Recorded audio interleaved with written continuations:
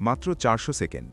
একটি cup coffee বানাতে বা ইউটিউবে একটি ছোট ভিডিও দেখতে আমরা যতটুকু সময় ব্যয় করি, ঠিক ততটুকু সময়ে ইরানের একটি মিসাইল তেল আবিব কিংবা রিয়াদের মার্কিন বেসকে ধুলোয় মিশিয়ে দিতে পারে। 2023 সালে যখন ইরান তাদের প্রথম হাইপারসনিক মিসাইল ফাত্তাহ উন্মোচন করে, তখন পশ্চিমা বিশ্বের অনেক বিশ্লেষক একে প্লাস্টিকের খেলনা বা সস্তা প্রোপাগান্ডা বলে হেসেছিলেন। কিন্তু 2026 সালে এসে সেই হাসি এখন আতঙ্কে পরিণত হয়েছে।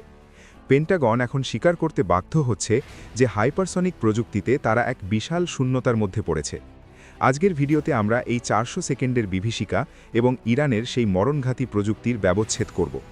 ফাত্তাহ 1 আসলে কি? এটি একটি 12 মিটার লম্বা এবং 4500 কেজি ওজনের এক দানবীয় রকেট, কিন্তু এর আসল জাদু লুকিয়ে আছে এর গতিতে। Mac 15 speed. এটি শব্দের চেয়ে 15 গুণ দ্রুত গতিতে চলতে পারে, অর্থাৎ এটি প্রতি সেকেন্ডে প্রায় 5 কিলোমিটার পথ অতিক্রম করে। প্লাজমা শিল্ডের রহস্য। এই আকাশচুম্বী গতিতে যখন মিসাইলটি বায়ুমণ্ডলে প্রবেশ করে, তখন বাতাসের অণুর সাথে ঘর্ষণে এর চারপাশে কয়েক হাজার ডিগ্রি তাপমাত্রার একটি প্লাজমা স্তর তৈরি হয়। এই স্তরটি রাডার সিগন্যালকে শুষে নেয়, ফলে বিশ্বের সবচেয়ে আধুনিক রাডারও একে সময় মতো শনাক্ত করতে পারে না। এটি যেন একটি অদৃশ্য বুলেট, যা দেখা যাওয়ার আগেই লক্ষ্যবস্তু ধ্বংস করে ফেলে। কেন একে আটকানো অসম্ভব? অনেকে প্রশ্ন করেন, আমেরিকার কাছে তো থার্ড বা পেট্রিয়ট আছে, তবে তারা ভয় পাচ্ছে কেন? ম্যানুভারেবল ওয়ারহেড। সাধারণ ব্যালিস্টিক মিসাইল একটি নির্দিষ্ট পথে চলে, যা গণিত দিয়ে আগে থেকেই বোঝা সম্ভব। কিন্তু ফাত্তাহের ওয়ারহেডে রয়েছে একটি নিজস্ব রকেট ইঞ্জিন এবং নড়াচড়া করতে সক্ষম নজেল। অনির্দিষ্ট গতিপথ।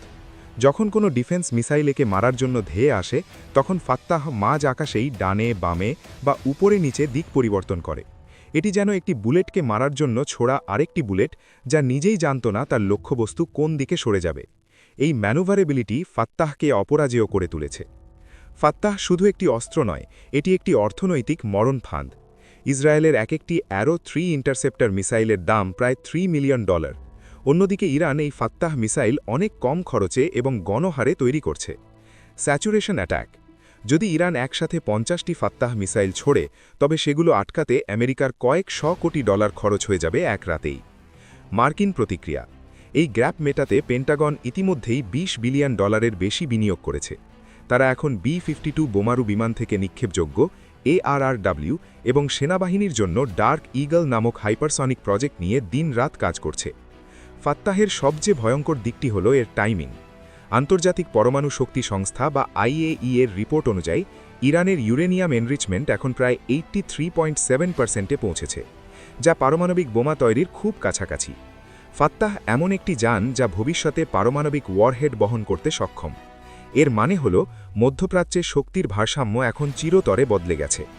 আমেরিকা এখন মধ্যপ্রাচ্যে যে কোনো পদক্ষেপ নেওয়ার আগে দুইবার ভাবতে বাধ্য হচ্ছে। প্রোপাগান্ডা নাকি বাস্তবতা? সমালোচকরা দীর্ঘকাল ধরে দাবি করে আসছিলেন যে ইরান যা দেখায় তার অর্ধেকই ভুয়া, কিন্তু 2025-26 সালের প্রকৃত যুদ্ধক্ষেত্রের তথ্য বলছে ভিন্ন কথা।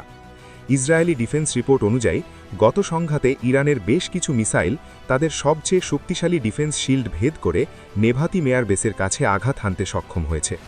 ইরান যদি 100% সফল নাও হয়, তাদের 50% সফলতাও মধ্যপ্রাচ্যে আমেরিকার আধিপত্য শেষ করার জন্য যথেষ্ট। যুদ্ধের গতি এখন 3 গুণ বেড়ে গেছে।